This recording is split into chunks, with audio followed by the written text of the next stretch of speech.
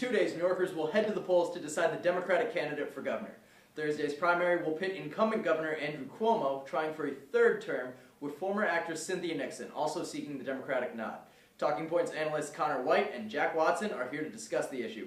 So Jack, welcome back, first off, and we're going to start with you.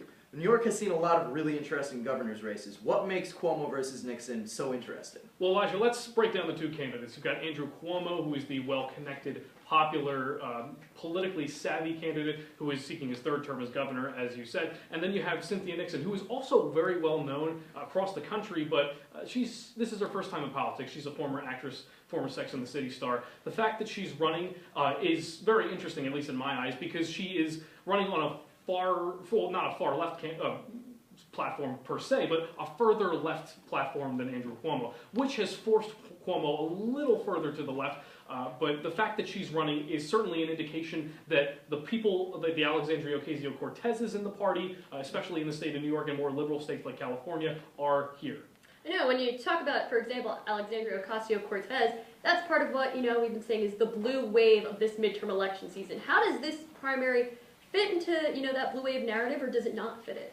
Well, that's an interesting question, because the fact that you have basically what we were talking about earlier with the more center-left candidate in Andrew Cuomo and the further left candidate in Cynthia Nixon, that's indicative of a lot of different races across the country, especially in that New York congressional district, that Bronx congressional district with Alexandria Ocasio-Cortez. It marks the Democrats, I believe at least, trying to rally a base, and that's what it's really all going to be about. The fact that Trump was so successful was because he rallied a base. It's all going to be about who can rally the base and whether there is a base to be rallied with candidates like Andrew Cuomo. And Cuomo's had to react to that sort of, the leftist policies of someone like Nixon. He has sort of done an about-face on things that he said as recently as last year. You're talking about in 2017 he's calling marijuana a gateway drug. Now he's talking about potentially legalizing it. So we have things like that where he's had to sort of react to sort of a progressive wave across the country and possibly in New York. But we've said Cortez's name a few times. I don't think Nixon has the same pull that she did to be able to, the way that she was able to win in New York City.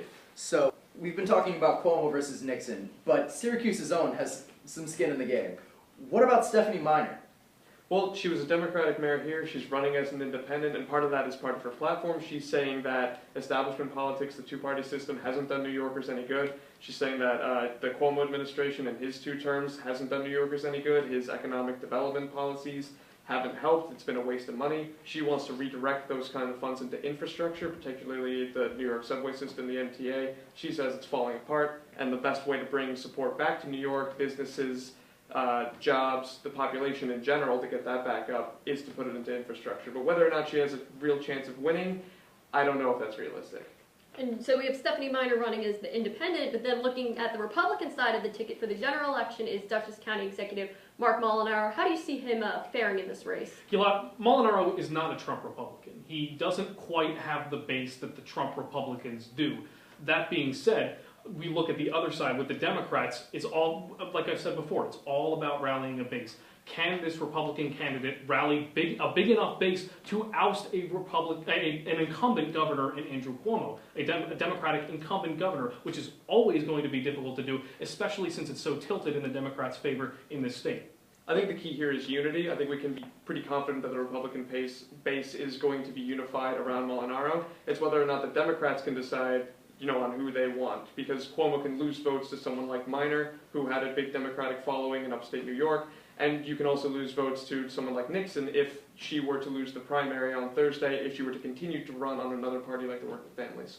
Right, it'll certainly be interesting to see how, the Democrats play out after Thursday's primary, and then, of course, looking forward to the general election, which we'll be monitoring for the next 2 months. Guys, thanks so much for joining us. Thank you. Thank you.